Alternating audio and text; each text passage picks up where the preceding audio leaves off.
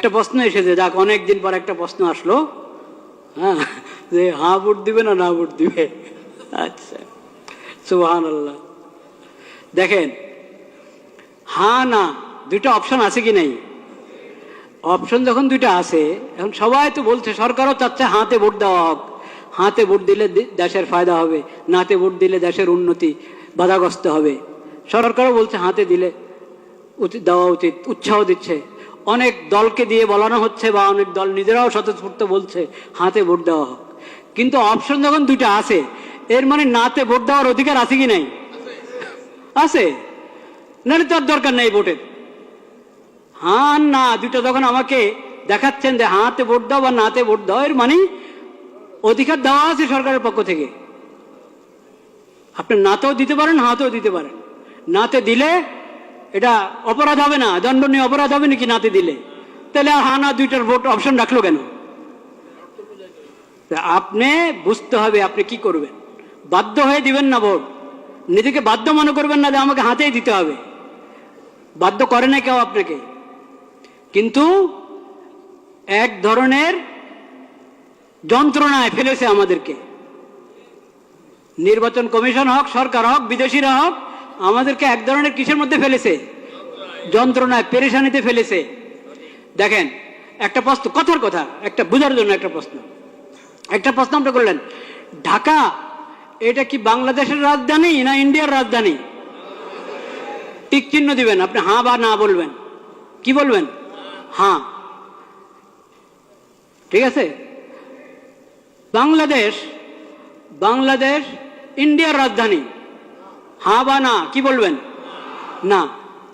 এখন আপনাকে প্রশ্ন করে, ঢাকা, দিল্লি এটা বাংলাদেশের রাজধানী, দিল্লি এবং ঢাকা ইন্ডিয়ার রাজধানী, কি বলবেন আপনি কোন? তো এখানে তো এরকম করে রেখেছে 5-6টা জিনিস, আপনি হ্যাঁ বললে সবগুলোকে হ্যাঁ বলবেন, না বললে সবগুলোকে কি বলবেন? কেন অপশন নাই? কেন 5টাকে আলাদা আলাদা ভোট নেন? আপনাদের কি সিলের টান পড়ছে না কালি কাগজ না কিসের টান পড়লো? 6টা জিনিসের উপর একসাথে বললে হ্যাঁ, আর না বললে 6টার উপরে কটা? মোট কটা? 5টা, 8টা। আচ্ছা যাই হোক, যে কটার উপরেই সবগুলোর উপর হ্যাঁ বললে সবগুলোর উপরে হ্যাঁ, না বললে সবগুলোর উপরে কি না? কেন আলাদা আলাদা করে বলেন না কেন? এখন তো মানুষকে মুসিবতে ফেললেন। সে আপনার 4 কথা বা 5 কথা বা যত কথাই আছে, কথার কোনোটার সাথে একমত, কোনোটার সাথে কিনা একমত না। আলাদা আলাদা থাকলে সে আলাদা আলাদা উত্তর দিত, একটাতে দিত হ্যাঁ, একটাতে দিত না। এখন আপনি তাকে বাধ্য করলেন, হ্যাঁ বললে সবগুলোর উপরে বলো, না বললে সবগুলোর উপরে বলো। আমি তো সবগুলোর উপরে হ্যাঁ বলতে পারছি না, আমি তো সবগুলোর উপরে নাও বলতে পারছি না। কেন আমাকে বাধ্য করা হলো? একটা পেরেশানি, একটা যন্ত্রণার মধ্যে ফেলা হলো জাতিকে। ভোট দিলে সবগুলোর উপরে হ্যাঁ বলো, আর না বলতে হলে সবগুলোর উপরে না বলো। কিন্তু আপনারা ভয় পাবেন না, হার মধ্যে যেহেতু অনেক অন্যায় কথা আছে, আপনি বুঝে শুনে ভোট দেন। এই কথা কখনো ভাববেন না, এসব প্রতারণাতে আসবেন না যে নাতে ভোট দিলে দেশের উন্নতি রুখে যাবে, দেশের উন্নতি বাধাগ্রস্ত হবে, কখনো না। দেশের কিসমত যদি ভালো হয়, জনগণের কিসমত যদি ভালো হয়, শাসকদের যদি নিয়ত ভালো হয়, তাহলে না ভোট, সবাই নার মধ্যে ভোট দিলেও দেশের উন্নতি চলতে থাকবে ইনশাআল্লাহ। আর যদি নিয়ত ভালো না থাকে, কিসমতও ভালো না, নিয়তও ভালো না, এমন যদি হয়, তো সবাই হাতে ভোট দাও, কাজ হবে না, কাজ হবে না।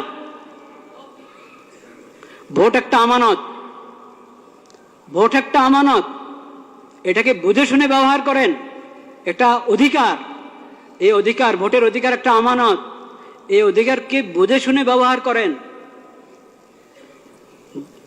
চিন্তা ফিকির করেন, আল্লাহর কাছে দোয়া করেন, আল্লাহ আমি যাতে সঠিক ভোট দিতে পারি সেই তৌফিক আমাকে দান করেন। এটা তামাশার বিষয় না।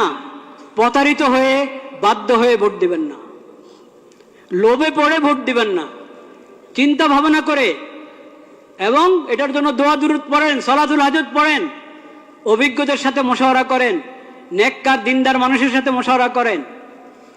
শুধু নাম, শুধু নামের ভিত্তিতে আপনি ভোট দিলে হবে? শুধু মার্কার ভিত্তিতে ভোট দিলে হবে? শুধু মনোগ্রাম দেখে ভোট দিলে হবে?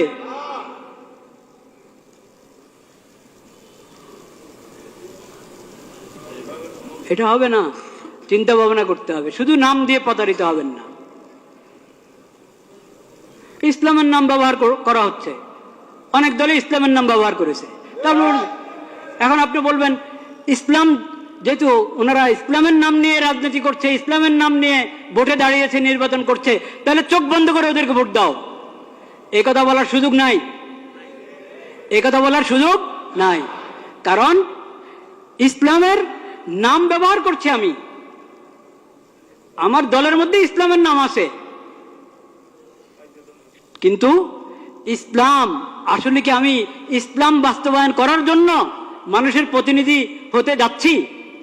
ভোট দিয়ে মানুষের কাছে চাচ্ছি ইসলামের প্রতিনিধিত্ব করার জন্য সংসদে গিয়ে, সেটা আমি আমার নিয়ত আছে কিনা, বা আমি পারবো কিনা, বা আমি দল হিসাবে ইসলামের সঠিক ব্যাখ্যা গ্রহণ করি কিনা, ও সব কিছু দেখার আছে।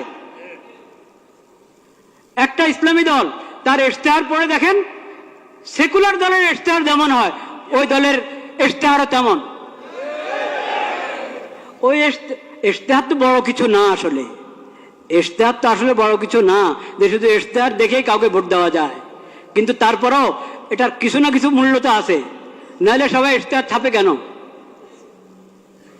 তো ইশতেহার, আমি ইসলামের কথা বলি কিন্তু আমার ইশতেহার পুরা একটা সেকুলার দলের ইশতেহার মতো মনে হবে আগাগোড়া পড়লে। তো এই জন্য আমি বলছি শুধু ইসলামের নাম, এই কারণে চোখ বন্ধ করে ভোট দিবেন না। আর দলের মধ্যে ইসলামের নাম নাই, শুধু এই কারণে তাকে বলবেন না যে এর ভোট দেওয়াই যাবে না। এখানে বিবেচনার অনেক কিছু আছে। এটা তো দুঃখের বিষয় যে আমরা, আমাদের কাছে ইসলামী খেলাফত ব্যবস্থা নাই। ইসলামী খেলাফত ব্যবস্থা কায়েম করার জন্য কেউ উঠে দাঁড়াচ্ছে না।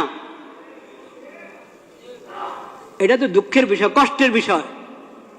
সেই কষ্ট তো আছে, সেই ব্যথা আছে, সেজন্য আমরা ব্যথিত। কিন্তু এখন যারা যারা এই মানবিক দেশ, নিরাপদ দেশ এবং মানবিক দেশ গড়ার জন্য যাচ্ছে, তারা মানবতা কি দিয়ে করবে, প্রতিষ্ঠা করবে? নিরাপত্তা কি দিয়ে বাস্তবায়ন করবে? মানবিক দেশ কিভাবে?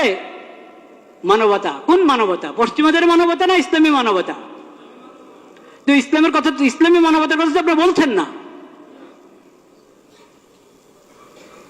ইসলামী মানবতার কথা বলছেন না। যে মানবতা ইসলাম এবং কোরআনের মাধ্যমে পাওয়া যায়, নবীজির সিরাতের মাধ্যমে পাওয়া যায়, সেটা তো আপনি বলছেন না। মানবিক বাংলাদেশ, নিরাপদ বাংলাদেশ, এটা যে কোনো সেকুলার দ্বারা বলতে পারে। এজন্য শুধু মনোগ্রামের মধ্যে কোনো আয়াত লেখা আছে,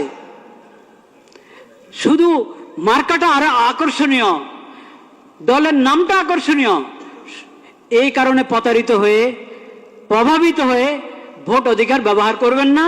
ভোট অধিকার ব্যবহার করতে হলে আপনাকে অনেক চিন্তা ভাবনা করতে হবে, অনেক দোয়া করতে হবে আল্লাহ দরবারে, আল্লাহ আমাকে সঠিক ফয়সালা করার তৌফিক দান করো।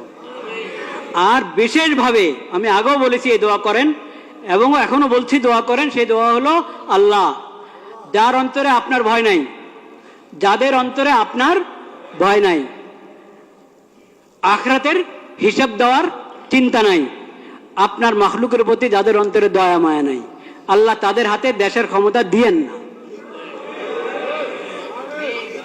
যাদের অন্তরে আপনার ভয় আছে, আখিরাতে আপনার সামনে দাঁড়ায় হিসাব দিতে হবে, এই ফিকির যাদের মাথায় আছে, এবং আপনার মাখলুকের প্রতি, আল্লাহর বন্দাদের প্রতি যার অন্তরে দয়া মায়া আছে, ইয়া আল্লাহ তাদের হাতে আপনি ক্ষমতা দেন। এই দোয়া করতে কোনো সমস্যা আছে? কোনো দলের নামে নিলাম না আমি, কারণ আমার আল্লাহ সবচেয়ে বেশি জানেন, বাস্তব কথা আল্লাহ জানেন কার হাতে ক্ষমতা গেলে তারা উম্মতের জন্য, আল্লাহর বন্দাদের জন্য, দেশের জন্য কল্যাণকামী হবে। এটা আল্লাহ সবচেয়ে কি জানেন, ভালো জানেন। আল্লাহর হাওলা করে দিলাম, আল্লাহ তাদের হাতে দেন যারা আখিরাতমুখী, আখিরাতের ফিকির আছে, আপনার ভয় আছে যাদের অন্তরে, আপনার মাখলুকের প্রতি যাদের অন্তরে দয়া মায়া আছে, তাদের হাতে ক্ষমতা দেন। যারা আপনার ভয়ও তাদের অন্তরে নাই, আখরাতে আল্লাহ আপনার সামনে দাঁড়ায় হিসাব দিতে হবে, এই ফিকিরও তাদের নাই, আপনার মাখলুকের প্রতি দয়া মাও নাই। হ্যাঁ, ইয়া আল্লাহ তাদেরকে আপনি ক্ষমতা দিয়েন না।